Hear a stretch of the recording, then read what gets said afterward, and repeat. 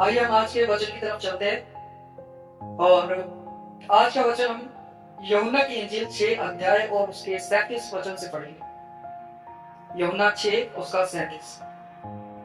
जो कुछ पिता मुझे देता है वह सब मेरे पास आएगा और जो कोई मेरे पास आएगा उसे मैं कभी ना निकालूंगा। हालेलुया। यीशु मसीह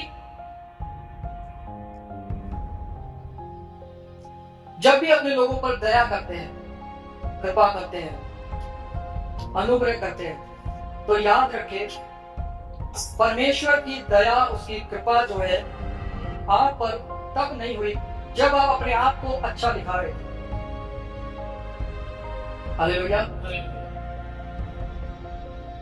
रोमियो 5 अध्याय उसका 8 वचन जब आप पढ़ते हैं तो वहां पर लिखा है यीशु मसीह ने अपने आप को तब कुर्बान कर दिया जब हम पापी ही थे। हालेलुया।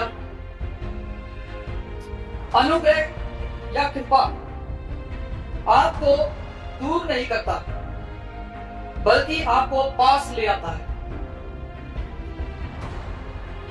सब लोग मेरे पीछे बोलिए, बोलिए अनुग्रह अनुग्रह आपको, आपको दोबारा बोलिए, अनुग्रह मुझको दूर नहीं करता दूर नहीं करता बल्कि बल्कि पास ले आता है। पास ले आता है।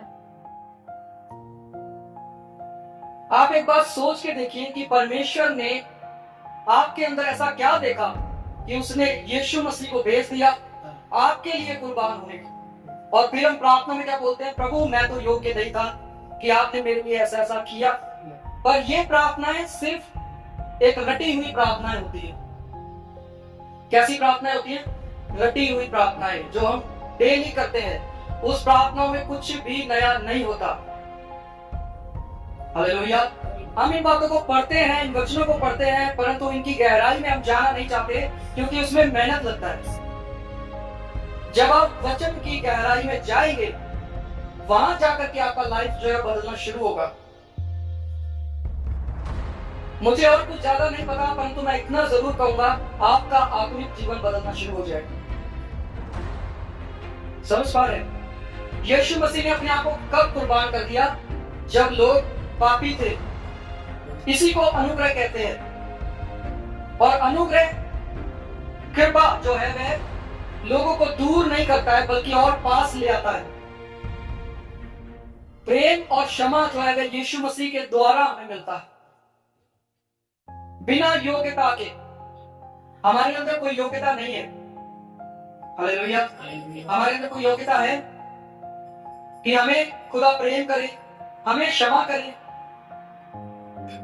हम में कोई भी योग्यता नहीं है, पर फिर भी वो हमसे प्रेम करता है, हमें क्षमा करता है, हमारे पापों को माफ करता है।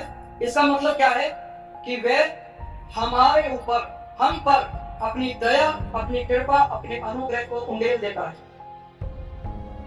समझ पा रहे कि नहीं? हम लोगों को किस तरह दिखते हैं? उनकी योग्यता के अनुसार। हम किन लोगों से रिलेशन रखते हैं? उनकी योग्यता को देखकर। हम किसी से बात क्यों करते हैं? उनकी योग्यता को देखकर, या फिर हम अपने स्वार्थ को देखकर। पर परमेश्वर का प्रेम ऐसा नहीं है। हम में कुछ भी योग्यता नहीं है, फिर भी वह प्रतिदिन हमारे बोझ को उठाता है। वचन कहता है कि वह प्रतिदिन आपके बोझ को उठाता है, प्रतिदिन आपसे प्रेम करता है, हर रोज आपको माफ करने के लिए तैयार है। क्यों भाई? आपका कुछ देना है प्रभु? हाँ? आपके ऊपर जो दया हुई, जो कृपा हुई है, हमने उसी को छोटा करना शुरू कर दिया कि कोई बात नहीं, परमेश्वर तो प्रेमी परमेश्वर है, कोई बात नहीं, वो तो दया करने वाला है, सब चलने तो जैसा चल रहा है। वचन कहता है तुम्हारा जीवन है ही क्या? वचन कहता है तुम्हारा जीवन है ही क्या? सिर्फ भाव के समान है जो अभी दिख रहा है और थोड़ी देर बाद नहीं दिखेगा। कई बार हम बच्चों के लिए खेलने के लिए कुछ सामान लेके आते हैं, उनमें से एक चीज है जैसे कि पानी के, समझ रहे? उसको जब हम हवा में उड़ाएंगे तो कितनी देर रहता है? ऐसा ही मनुष्य का जीवन है। समझ गए? ऐसा ही इंसानी जीवन है। और इस तरह के इंसानी जीवन में हम बहुत सारी गलत फहमियां पाल के रखते हैं। अपने मन में, अपने स्वभाव में, अपने चाल चलन में हम अपने आप को ऐसा दिखाते हैं कि हमसे ज्यादा पवित्र कोई नहीं है। पर मैं आपको ये कहना चाहता हूं, अगर आप जैसा दिखाते हैं कि मैं ऐसा हूं, असल में आप वैसा बनना शुरू करें। समझ रहे कि हम लोगों को क्या दिखाते हैं? अच्छा दिखाते हैं। हम लोगों को दिखाते हैं मैं कभी झूठ नहीं बोलता। हम लोगों को दिखाते हैं कि मुझसे बड़ा आदमी कोई नहीं है। जैसी चीजें हम दिखाते हैं वैसा हम बनने की तैयारी क्यों नहीं करते? तो सिर्फ दिखावटी जीवन क्यों जीना? ये ऐसे लोग हैं जो सिर्फ हे प्रभु करना जानते हैं। और इनके विषय में लिखा है, हर एक व्यक्ति जो हे प्रभु करता है स्वर्ग राज्य में प्रवेश नहीं कर पाएगा। नहीं कर पाएगा वही जो स्वर्गीय पिता की इच्छा पर चलता है। हम यीशु मसीह के पास क्या लेने के लिए आए? हो सकता है शुरुआती तौर पर यीशु मसीह को आपने जाना नहीं, आप आशीष लेने के लिए आए, आप चंगाई लेने के लिए आए, आप चमत्कार देखने के लिए आए कि अपने जीवन में चमत्कार हो जाए, इसलिए आप आए। पर जब आपने यीशु मसीह को जान लिया है, जब आप जान गए कि यीशु मसीह मुक्तिदाता परमेश्वर है, तब अब आपका जीवन कैसा है? अब आप यीशु मसीह के पास क्या लेने आते हैं? क्या आपको मुक्ति चाहिए, उद्धार चाहिए, या आपको सिर्फ आपका जीवन आशीष तक ही सीमित है? हालेलुया। अनुग्रह जो है वह इसे ही बोलते हैं कि परमेश्वर ने हमारे लिए यीशु मसीह को दे दिया। हम में कोई भी अच्छी चीज नहीं, पर फिर भी परमेश्वर हमें माफ करता है और प्रेम करता है। हमने ऐसा कुछ नहीं किया कि वह हमारे लिए कुछ करे। क्या आपने कुछ ऐसे अच्छे काम किए, अच्छे कर्म किए? लोग बोलते हैं कि मैंने अच्छे काम किए, पुण्य के काम किए, पर बाइबल तो कहती है कि अच्छे कर्म कैसे हैं? मैले चित्रों के समान है। आपके घर में पड़ा होगा ना कोई पोछा, जैसे आप पोछा लगाते हैं, वैसा है आपके अच्छे कर्म, उस कपड़े के समान है। आपके कर्म जो है वे आपको उद्धार नहीं दिलाते हैं, परंतु परमेश्वर की दया और कृपा आपके जीवन में उद्धार लाती है। तो हमने तो ऐसा कुछ भी नहीं किया कि हमें उद्धार मिले, पर यह परमेश्वर का अनुग्रह था कि उसने आप पर दया की और आपको उद्धार में लेके आया। और आज ये समय है जब आप उद्धार को सिर्फ एक शब्द ना समझे, उद्धार को सिर्फ हल्के में ना समझे। हालेलुया। यीशु मसीह कह रहा है, जो मेरे पास आएगा मैं उसे कभी ना निकालूंगा। वो तो अपनी जगह पे खड़ा है, क्या हम अपनी जगह पे खड़े? हालेलुया। यीशु मसीह ने क्या कहा? जो कुछ पिता मुझे देता है वह सब मेरे पास आएगा, और जो कोई मेरे पास आएगा उसे मैं कभी ना निकालूंगा। तो यीशु मसीह तो अपने स्टैंड पे कायम है। फिर यीशु मसीह कहता है, अगर तुम उससे प्रेम करते हो तो मेरी आज्ञाओं को मानो। और अगर हम आज्ञाएं प्रतिदिन तोड़ रहे हैं तो इसका मतलब क्या है? क्या परमेश्वर का प्रेम आप में नहीं है? हालेलुया। और अगर प्रेम नहीं है तो फिर वचन बोलता है, ना तो तुम ठंडे हो और ना तो तुम गर्म हो, तुम सील गर्म हो, जिसको मैं मुंह से उगलने पर, छोड़ने पर उसको। हालेलुया। अनुग्रह वह है जो हमें दंड से बचाता है, हमारे ऊपर, हम पर सजा नहीं आती है, बल्कि हमें उद्धार से जोड़ता है। हालेलुया। बोलिए, अनुग्रह सजा नहीं उद्धार लाता है।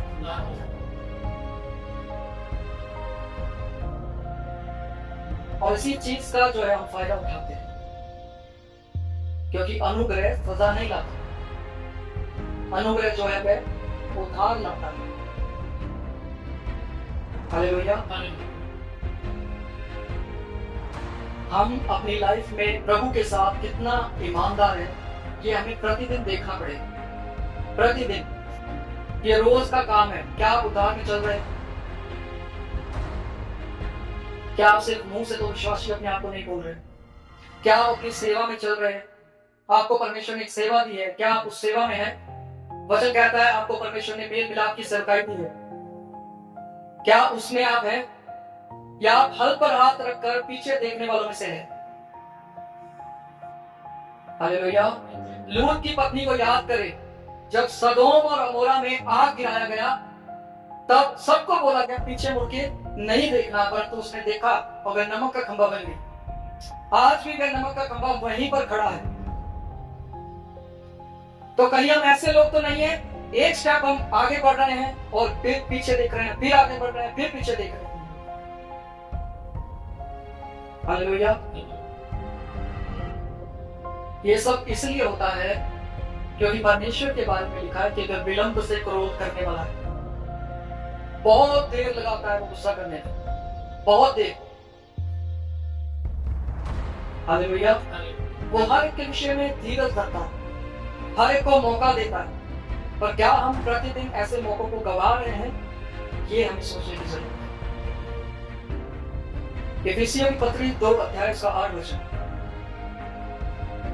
क्योंकि विश्वास के द्वारा अनुग्रह ही से तुम्हारा उद्धार हुआ है। हालेलुया। किससे मुक्ति होती है? बोलिए, अनुग्रह से, कृपा से, कर्मों से नहीं। हालेलुया। अगर हम मसीह में आने के बाद अपने अच्छे कर्म रखेंगे या करेंगे तो वे गिने जा सकते हैं, परंतु आप मसीह में नहीं है तो आपके कर्म कोई फायदा नहीं होगा। हालेलुया। जब तक आप परमेश्वर के मार्ग में नहीं है, उद्धार में नहीं है, आपका हर एक काम जो है वह कोई फल नहीं पाएगा।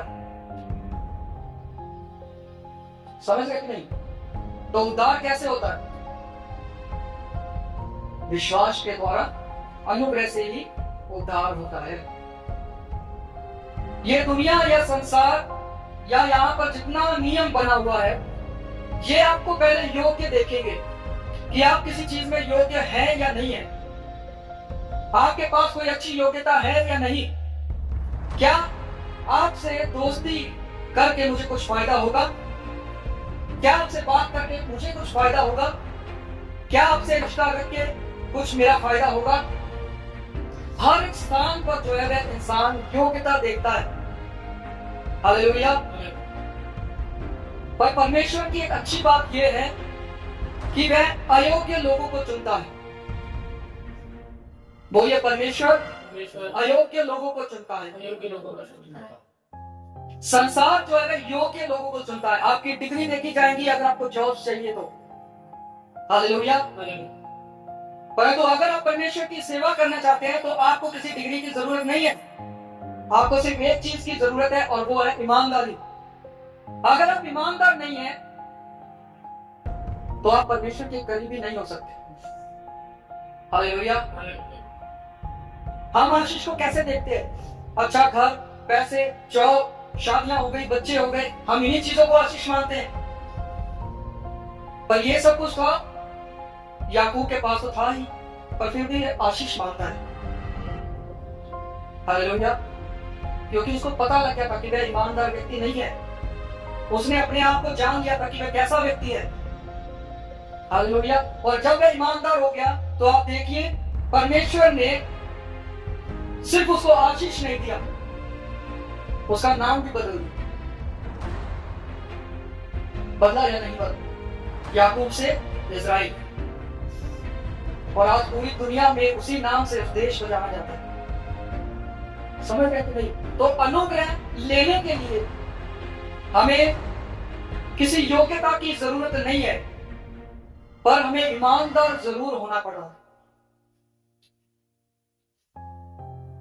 इस संसार में आपको सब लोग देखेंगे कि आपके पास क्या योग्यता है, क्या योग्यता नहीं है। फिर जाके आपसे कोई बातचीत करेगा, फिर आपके साथ कोई मुलाकात करेगा, फिर आपके साथ कोई रिश्ते रखेगा। परंतु परमेश्वर ऐसा नहीं है। वह इससे उल्ट काम करता है। आपके अंदर चाहे कितना भी पाप हो, बुराई हो, अपराध हो, गुनाह आपने किए हो, आपके अंदर कोई योग्यता नहीं है, परंतु परमेश्वर कहता है मैं तुझसे प्रेम करता हूँ। हालेलुया। क्या कहता है परमेश्वर? मैं तुझसे प्रेम करता हूं, मैं माफ करने के लिए तुझे तैयार हूं। समझ गए कि नहीं? परमेश्वर का अनुग्रह ये कहता है कि जैसा तू है वैसा ही मेरे पास आ जा, पर आप ईमानदारी के साथ। अगर आप अपने अंदर कपट को रख करके परमेश्वर के पास जाएंगे तो आपको क्या लगता है कि परमेश्वर को कुछ पता नहीं चलेगा? हालेलुया। तो परमेश्वर जो है वह अयोग्य व्यक्ति को अपने गले से लगाता है, उसको बदलता है, पर सिर्फ एक शर्त पर कि आप ईमानदारी के साथ परमेश्वर के पास जाएं। अगर आप किसी का प्रेम चाहते हैं ना, तो लोग देखेंगे कि आपके पास क्या योग्यता है, क्या आप उनके साथ अच्छा चल रहे हैं, तो व्यक्ति सामने से आपसे प्रेम करेगा। अगर आप अच्छा नहीं चल रहे हैं तो दूसरा व्यक्ति आपसे प्रेम नहीं रखेगा। हमेशा एक बात का ध्यान रखिए, परमेश्वर हमारी अयोग्यता के कारण हमसे कभी भी मुंह नहीं मोड़ता, पर उसके इस अच्छे स्वभाव को लेकर के आप कभी भी ये ना सोचे कि मैं कुछ फायदा उठा लूं। हालेलुया। जी, लूका 15:20।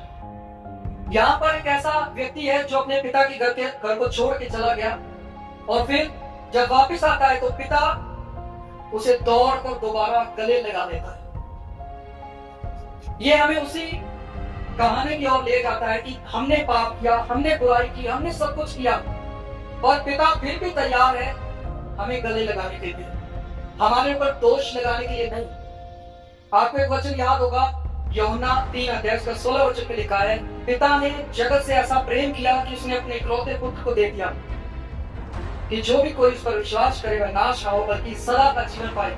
परमेश्वर ने अपने इकलौते को इसलिए इस संसार में नहीं भेजा कि वह उन पर दोष लगाए, परंतु इसलिए भेजा कि वह उद्धार पाए। हालेलुया। तो परमेश्वर किसी के ऊपर भी दोष नहीं लगाता, याद रखें। परमेश्वर हमेशा ही एक व्यक्ति को संभालने के लिए, उठाने के लिए तैयार है, पर हम ऐसे लोग हो गए हैं जिसके विषय में परमेश्वर कहता है, उसको बोलना पड़ा ये बात, उसने वचन में दर्ज की ये बात, बोलता है जब तुम पवित्र आत्मा का शब्द सुनो तो अपने मनों को कठोर ना करो। इसका मतलब है लोग जो अपने मनों को कठोर करते। फिर आगे लिखा है, इसीलिए ये लोग परमेश्वर के विश्राम में प्रवेश नहीं करते। जब हम वचनों के प्रति अपने मनों को कठोर कर लेंगे, या परमेश्वर जो हमें सिखा रहा है, बता रहा है, उसके प्रति अपने मनों को कठोर कर लेंगे, तो क्या होगा? क्या आपके भीतर में शांति आएगी? क्या आप परमेश्वर के विश्राम में प्रवेश करेंगे? कभी नहीं। हालेलुया। हम सबसे ज्यादा महत्व जो है अपने कामों को देते हैं। हमारे जीवन में बहुत सारी चिंताएं, बहुत सारी टेंशन होती है कि मुझे काम करना है, मुझे घर चलाना है, मुझे परिवार चलाना है, मुझे सब देखभाल करना है, सब कुछ करना है, पर हमारे पास ना वचनों के लिए समय नहीं है। हालेलुया। हमारे पास उस परमेश्वर के लिए समय नहीं है जो कहता है कि देख मैंने यीशु मसीह को तेरे लिए कुर्बान कर दिया, जब तू पापी था तब मैंने यीशु मसीह को भेजा। हालेलुया। क्या आपके अच्छे कामों को देख करके यीशु मसीह आया? कभी नहीं। हालेलुया। तो पिता ने दौड़ करके अपने बेटे को गले से लगाया, उस पर एक भी बार उसने दोष नहीं लगाया। तो पाप जो है वह लोगों को परमेश्वर से दूर करता है, अनुग्रह जो है वह परमेश्वर के पास लाता है। बोलिए, पाप परमेश्वर से दूर करता है, अनुग्रह परमेश्वर के पास लाता है। अनुग्रह एक तरीके से वह दवाई है जो पापी लोगों के लिए। समझ रहे? अनुग्रह क्या है? एक मेडिसिन है, एक दवाई है जो पाप का इलाज करती है। और हमें ये चाहिए कि हम परमेश्वर के अनुग्रह को अपने जीवन में स्थान दें, उसकी कृपा को अपने जीवन में उतार दें। हालेलुया। क्योंकि उसी की कृपा से उद्धार मुमकिन है। लोग अपने कामों के अनुसार उद्धार प्राप्त नहीं कर सकते, और यही सत्य है। हालेलुया।